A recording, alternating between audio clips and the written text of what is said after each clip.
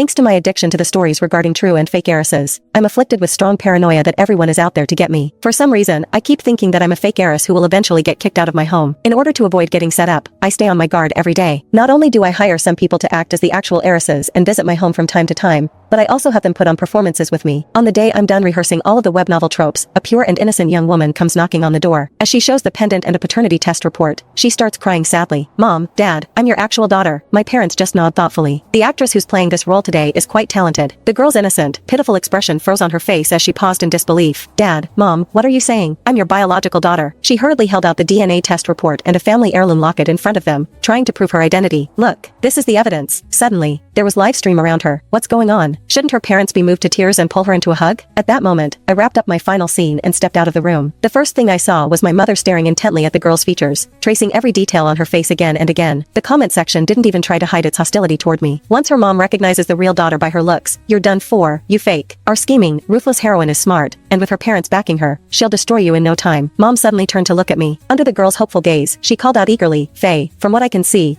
this girl has the best acting skills and is the most dedicated. She even prepared her own props. You won't go wrong partnering with her." The girl glanced at them, then down at the items in her own hands. Her expression darkened instantly. I cleared my throat, feeling a little awkward. "Mom, I don't think she's one of the actresses I brought in." That caught both my parents off guard as they sat on the couch. "What? She's not? Then, who is she?" With everyone's attention suddenly focused on her, the girl grew agitated. She threw herself at my parents' feet and sobbed, "Dad, Mom, I finally found you. Even though I've suffered all these years, struggling just to get by and barely having enough to eat, it was all worth it. Our family is finally reunited." Excitement surged through the comments again. Here it is, the classic recognition scene. The female lead is so pitiful. She's maxing out her parents' sympathy instantly. I can't wait for the parents to take it out on the fake daughter. She's been living in someone else's place all these years. The girl wiped her tears and looked up expectantly, but my parents remained oddly calm, even a little awkward. Dad looked especially uncomfortable and turned his face away. "Miss, calm down for a moment." The girl looked completely baffled, unable to understand why things were unfolding this way. I took it all in and nearly failed to hold back my laughter. Over the years, I had hired no fewer than 100 actors, running through thousands of familiar fiction cliches. The recognition plot alone had been staged nearly 100 times. The first time they saw it, my parents were so moved they cried, wishing they could give their hearts to the real daughter. The second time, they felt deep regret and swore to make it up to their biological child. By the 99th time, all that remained on their faces was numbness. They even begged me in their dreams to switch to a different storyline. Since it involved questions of parentage, my parents immediately called in professionals to run a full paternity verification process. The girl's name was Tanya Lockman. It turned out she truly was their biological daughter who had been switched at birth by a nurse. After the truth was verified, my parents clustered around her anxiously and instructed the staff to set up a room for her. Tanya saw that I hadn't moved from my spot. She made a show of rubbing her eyes until they turned red. "Faye grew up by your side, living in luxury and receiving the best education. I'm just a plain, shabby country girl. How could I possibly deserve to live in the same